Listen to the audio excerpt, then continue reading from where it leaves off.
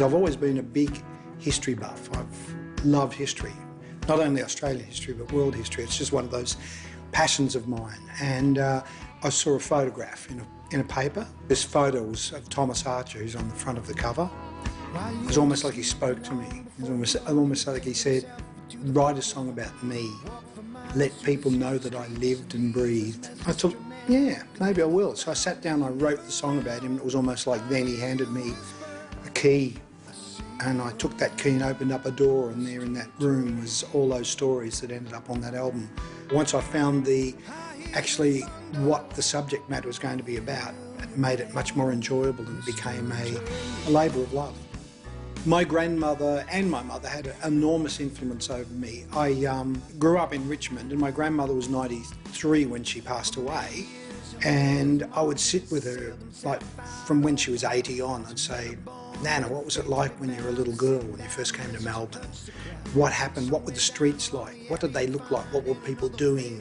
How were they dressed? How were they looking? And what was it like to go through the Depression? What was it like to go through? And she explained all those things to me. So it was almost like this vivid thing in my head.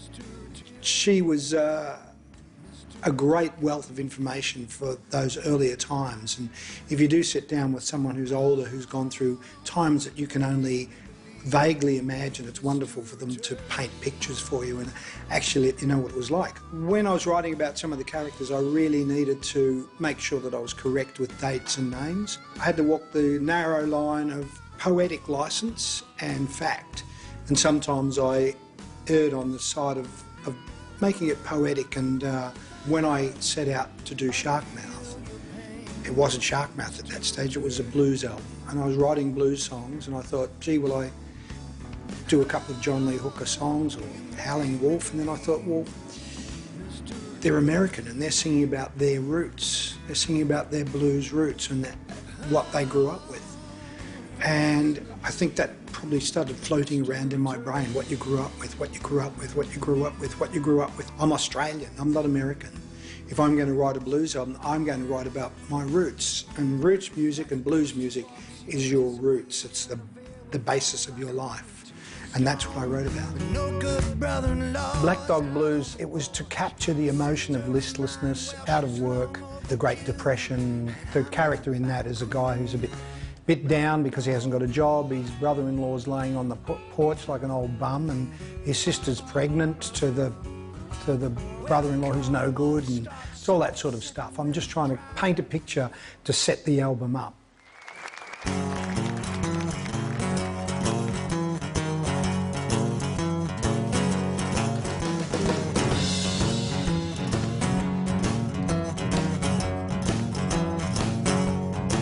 Little honey's in the kitchen where she's cooking up a storm. No good brother-in-law is out on the porch. Sister of mine, well, she's long overdue. And I'm in this back room with the Black Dog Blues.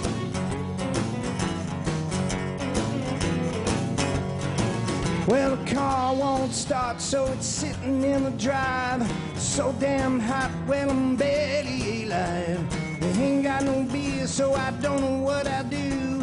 'Cause I'm in this back room with the Black Dog Blues. Be red, ride on. No one could touch you, so it seemed. And 30 to 31. So I had to include a horse, and I had to include an iconic horse. And a lot of the stories off Sharkmouth, when I first looked at Thomas Archer, and he took me back into that time, 1916, and my grandmother had taken me there so many times, I started to look at it and I thought, gee, it's like another time. It's like they're other beings. And then I thought, hang on, no, they're not. They had exactly the same problems. They had exactly the same things happening. The Great Depression.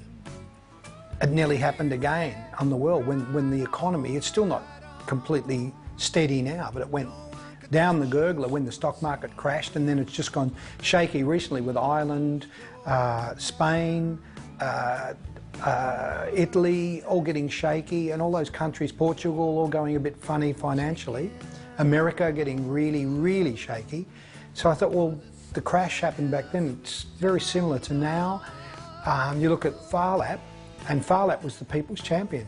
You come forward to today, Black Caviar. I remember the last race she ran, they couldn't get enough people into the race course, and that's what it was like with Phar Lap, apparently. He would race and hundreds of thousands of people would turn up. You look back at the gangs, you look at Squizzy, you look at Thomas Archer, and you come forward and there they are. All the people that just recently murdered each other in Melbourne, all the gang wars that happened then, you know. That's why when I did Squizzy, that very last verse is a bit of a salute to what was going to come after it. A legacy left lying there, and they'd follow in his footsteps all the way. A new breed was raising its ugly head. Live fast and die young, they'd say. So they became the Squizzys of the modern, and I thought, nothing's changed really, it's always the same. Same human problems, same things. So I had to include Phar Lap for that reason, because that was the people's champion then.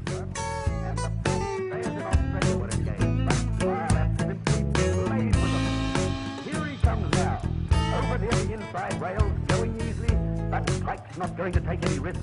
He's riding him out. The others are scrambling for second and third. No danger now. Here's the post, and Pike eases him. It's like